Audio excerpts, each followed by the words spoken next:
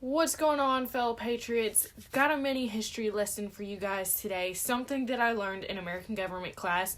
Fact-checked the professor and the textbook. Both were factually true, and I was surprised, to say the least, that this is what I was learning in American government class. I was very happy to hear that this was all factual.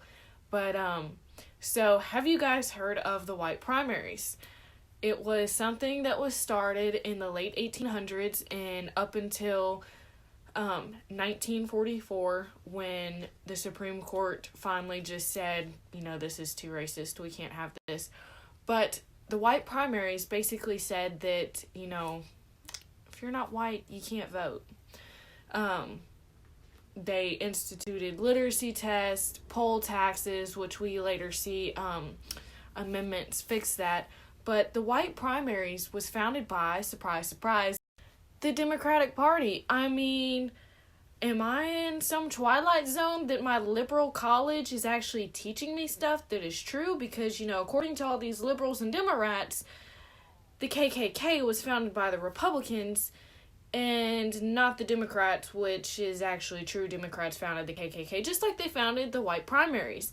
And, another apparently little-known fact is blacks founded the Republican Party. So, you can't be surprised with the way they show the narrative. But the white primaries basically just said that, if you can't pass the literacy test, you can't vote. If you can't pay these poll taxes, you can't vote, which basically prevented anyone but the white man from voting. And, again, we can thank the Democratic Party for that. What is it with them and being racist? Really? We gotta go there? My mind was absolutely blown. I immediately fact-checked, come back, fact-check true. So, had to let you guys know about this. I'd never heard of the white primary, let alone that the Democratic Party started the white primary in the southern states. But it lasted up until about 1944, when the Supreme Court saw the case Smith versus Allwright, determined that this was racist.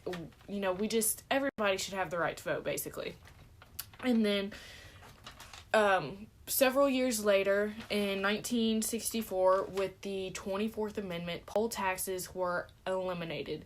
They said that, we can't tax you for having the right to vote, so as long as, you meet these other requirements, you can vote. So, up until that point, that kind of did away with any of the racism within the voting system with, if you're this, you can't vote. But I just found it extremely interesting that I learned this in American government class, which my professor is generally pretty unbiased when it comes to things, which is great. I think he is the only unbiased professor that I have, which is, again, also very nice. I don't see that often. He keeps me on my toes with the material that we talk about, but I was very excited to learn this. I'm glad I can add that to my arsenal to throw against the libtards. But I just wanted to let you guys know about the white primary, give you a little history lesson, since these are things that the history books will never teach us. And with that being said, I really hope to see H.R. 899 passed. That will dissolve the Department of Education, and I think that totally needs to happen.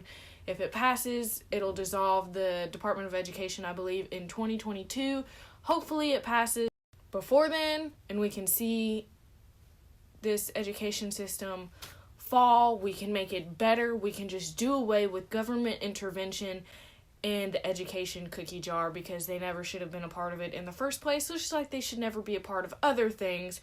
But I digress. There's your history lesson. Thank you for coming to my TED Talk. This is your host, President Arwal, and Freedom Speaks.